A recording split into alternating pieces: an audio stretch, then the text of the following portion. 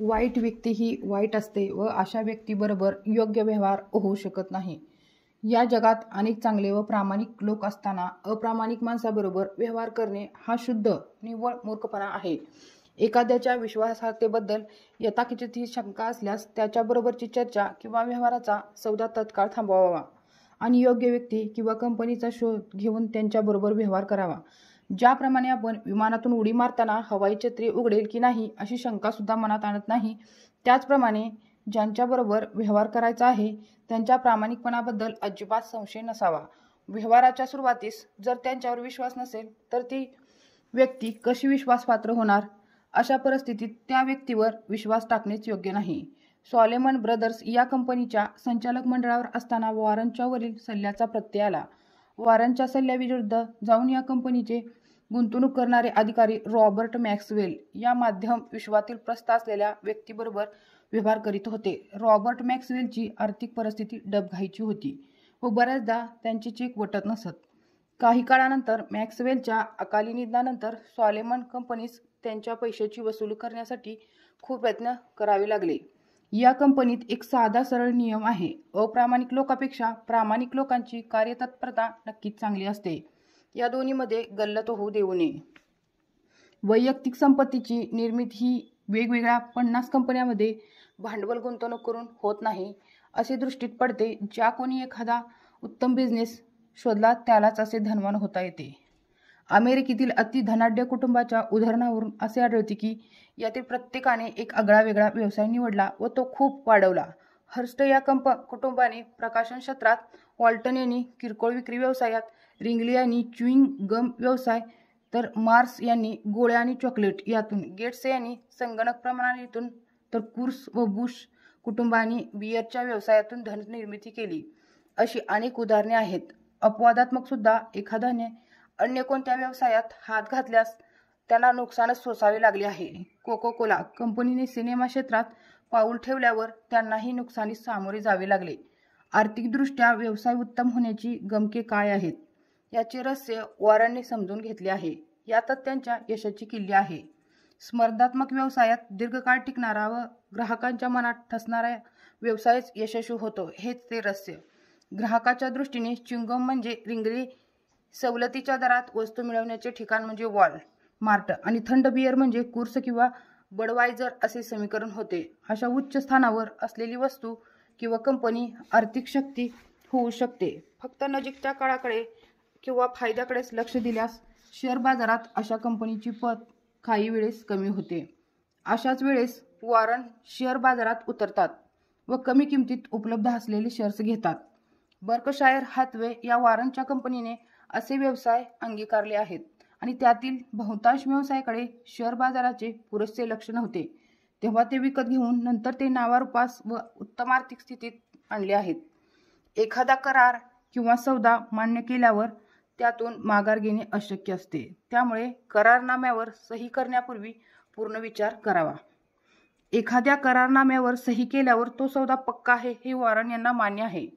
सौदा एकदा निश्चित केल्यावर तो योग्य वा अयोग्य असा फेरविचार करता येत नाही, पण प्रत्यक्षात हे अंमलात आणणे कठीण असते.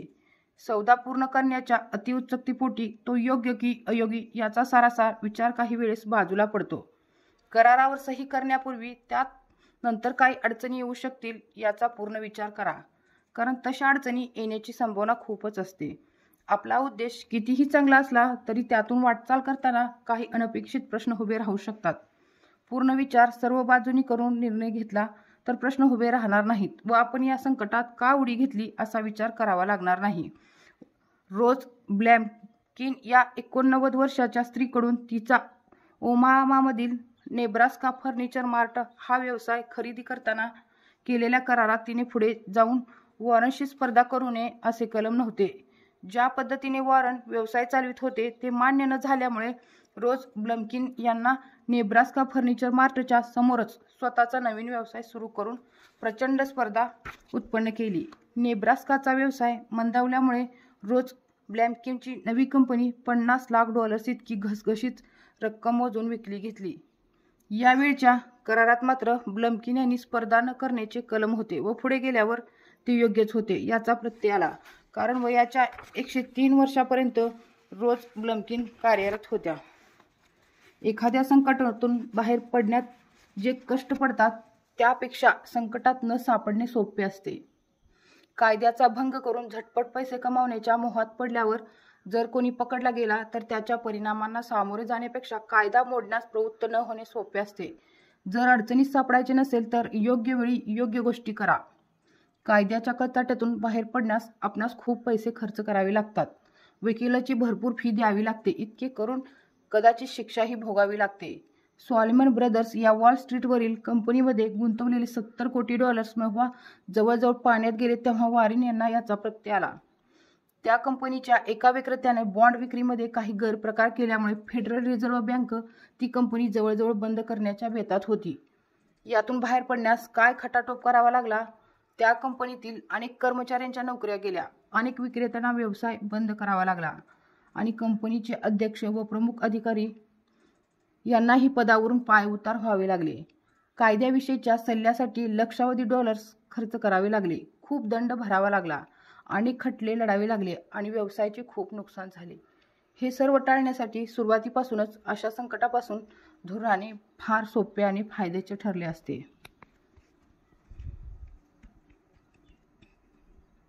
विवाहबंधन जसे आयुष्यभराचे असते त्याप्रमाणे गुंतवणूकही दीर्घ मुदतीसाठी करावी. एकदा केलेल्या गुंतवणुकीमधून पैसे काढून घ्यायचे नाहीत हा वॉरेन यांचा दृष्टिकोन असल्यामुळे कोणतीही गुंतवणूक करण्यापूर्वी त्या कंपनीचा पूर्ण अभ्यास आणि सर्वांगीण विचार तुम्ही आवश्यक कराल. विवाह करण्यापूर्वी तुम्ही आपल्या जोडीदाराची पूर्ण माहिती घेणे, जोडीदाराला काही वेळेला भेटणे, तुमच्या मित्रमंडळीला सल्ला घेणे आणि पूर्ण विचार करणे हे सर्व कराल ना. त्याचप्रमाणे एखाद्या कंपनीची पूर्ण माहिती घेतल्याशिवाय आणि त्याचा व्यवसाय काय आहे हे समजल्याशिवाय त्यामध्ये तुम्ही गुंतवणूक करण्याचा निर्णय घाई गडबडीने घेऊ नये. परंतु दीर्घ मुदतीची गुंतवणूक करूनच तुम्ही संपत्ती कमवू शकता. उदाहरणादाखल 1973 साली वॉरेन यांनी वॉशिंग्टन पोस्ट या कंपनीमध्ये केलेले $10 कोटी गुंतवणूक पहा. आज मितीस त्याचे पैसे त्या कंपनीत गुंतवले आहेत. 33 वर्षानंतर ती रक्कम $15 कोटी एवढी वाढलेली आहे. जर सुरुवातीसच तुमची गुंतवणूक योग्य कंपनीमध्ये असेल तर प्रदीर्घ काळापर्यंत ती तशीच ठेवण्यामध्ये प्रचंड फायदा आहे. संपत्तीसाठी एखाद्या व्यक्तीशी लग्न करणे हे योग्य नाही आणि त्यातून तुम्ही स्वतः श्रीमंत असताना संपत्तीसाठी लग्न करणे हा अतिशय मूर्खपणा आहे. संपत्तीसाठी लग्न केलं तर त्याचे परिणाम काय होतात किंवा काय त्रास भोगावे लागतात याची जाणकारांना कल्पना आहे. आपली आर्थिक स्थिती उत्तम असताना अशी तडजोड करण्याची आवश्यकताच नाही. ज्या व्यक्तीवर प्रेम आहे अशा व्यक्तीबरोबर लग्न करणे व नंतर पैसे कमावणे हे केव्हाही श्रेयस्कर. याच प्रकारे वॉरेन यांनी आपली पत्नी सुसी बरोबर विवाह केला व नंतर प्रचंड संपत्ती कमावली. जे जोडीदार एकत्र धनसंपदा कमावतात त्यांची साथही टिकून राहते. यदा कदाचित ते एकत्र राहिले नाहीत तर ज्यासाठी झगडावे अशी संपत्ती तर अमाप असते. घटस्फोट या विषयावर वॉरेन यांनी काही भाष्य केलेलं नाही. दैदिप्यमान यश मिळवण्यासाठी प्रचंड खटाटोप केला पाहिजे असे नाही. गुंतवणुकीच्या माध्यमातून श्रीमंती कमवण्यासाठी एका रात्रीत किंवा झटपट यश मिळवण्याचा प्रयत्न करण्याची आवश्यकता नाही. दरवर्षी 200% नफा मिळवणे याऐवजी 20% नफा मिळवणे हे वॉरेन यांचे उद्दिष्ट आहे. दरवर्षी $1,00,000 प्रतिवर्षी 20% दराने गुंतवल्यास 20 वर्षात आपल्याकडे $33 कोटी जमा होतील. जिंकण्यासाठी सातत्य आवश्यक आहे. दरवर्षी 100% नफा कमविण्याच्या मागे लागून बरेच लोक खूप चुका करतात व दीर्घकालीन गुंतवणुकीकडे दुर्लक्ष करतात. अशा परिस्थितीमध्ये आपण सातत्य राखून दर साल 20% नफा कमवणे खूप सोपे आहे. एखाद्या कंपनीने शेअर्स विकत घेणे म्हणजे त्या कंपनीचा एक भाग विकत घेण्यासारखा आहे. सामान्यतः एखाद्या कंपनीचे रोखे विकत घेणारे लोक त्या कंपनीत काही अशी भागीदारी किंवा मालकी स्वीकारित आहेत हे विसरतात. वॉरेन यांच्या दृष्टिकोनातून शेअर विकत घेणे म्हणजे त्या कंपनीची अंशतः मालकी घेणे आहे. या पद्धतीने आपण या अंशतः मालकीसाठी अवाजवी किंमत तर मोजत नाही ना याची वॉरेन खात्री करून घेतात. कंपनीच्या दर शेअरची किंमत व एकूण सर्व शेअर्स यांच्या गुणाकारावरून त्या संपूर्ण व्यवसायाचे ते मूल्यमापन करतात.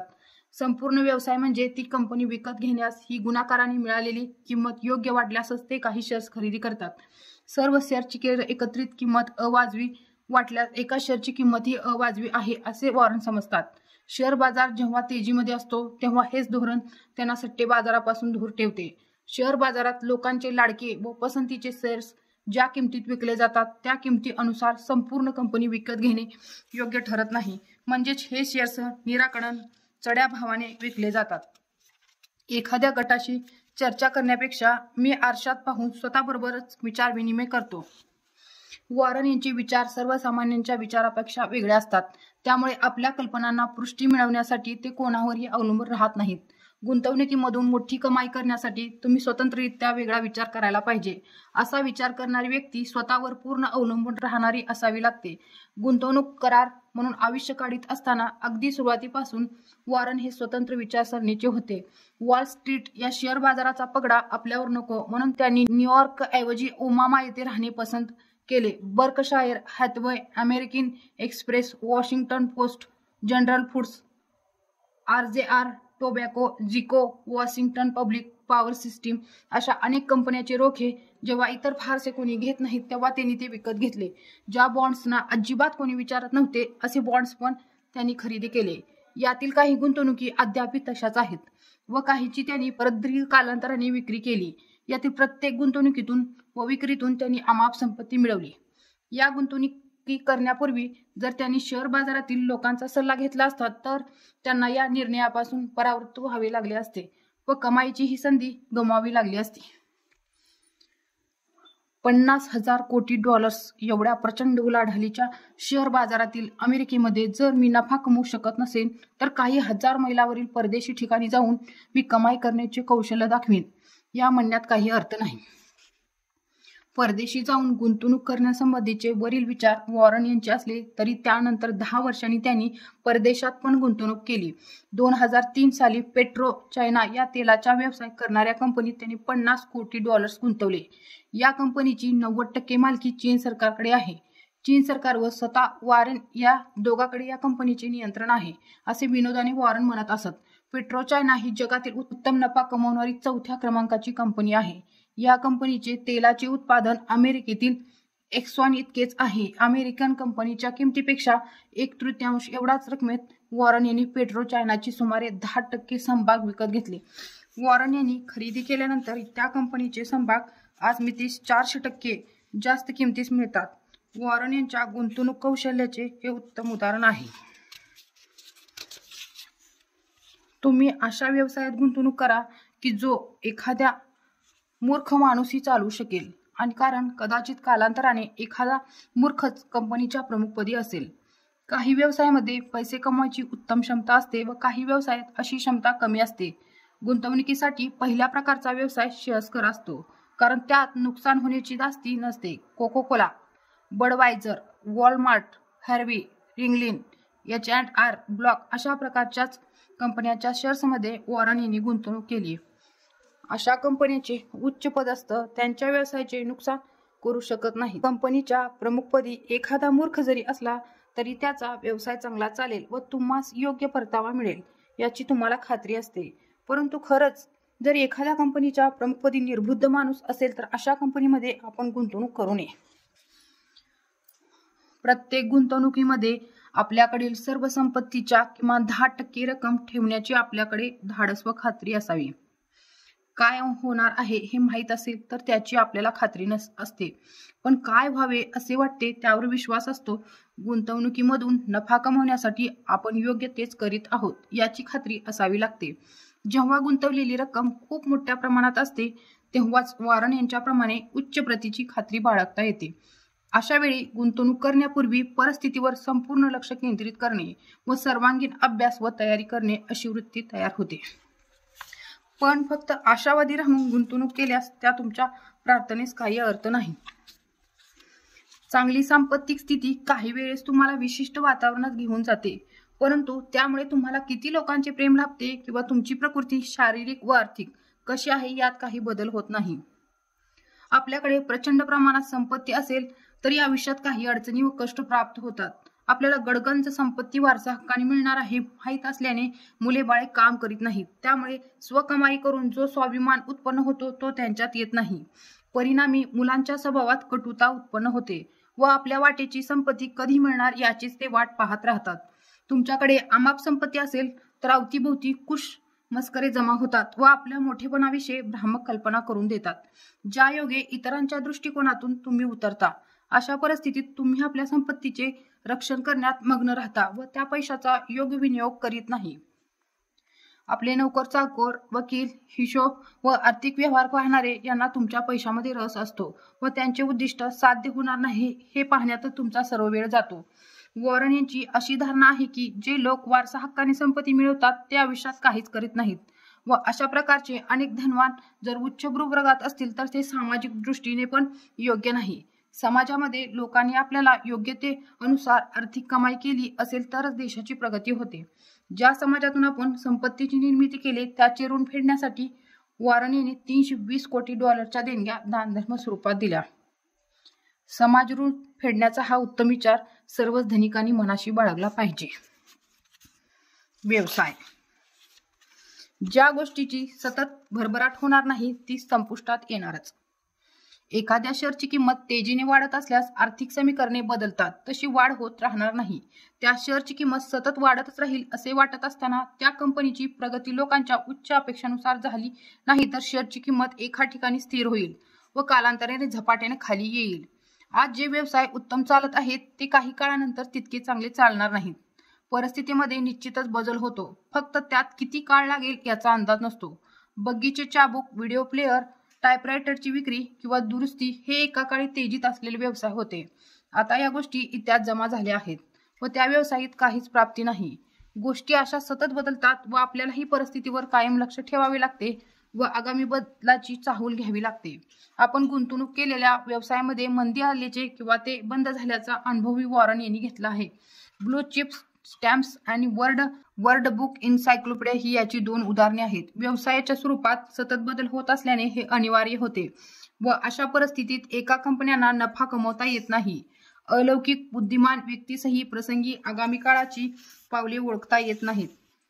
ज्या व्यवसायाची मूलभूत अर्थव्यवस्था योग्य नाही असा व्यवसाय जर प्रतिष्ठित व चाणाक्ष व्यवस्थापनाच्या हातात असेल तर त्या व्यवसायाची प्रतिष्ठा टिकून राहते.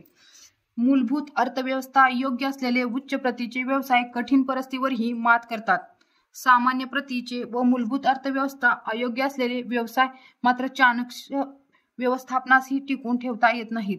उच्च प्रतीच्या व यशस्वी व्यवसायामध्ये कंपनीकडे आर्थिक स्थिती चांगली असणे, कर्जाचा बोजा कमी किंवा शून्य असतो व अशी कंपनी संकटावर मात करते व आर्थिक मंदीच्या काळातही यशस्वी होते.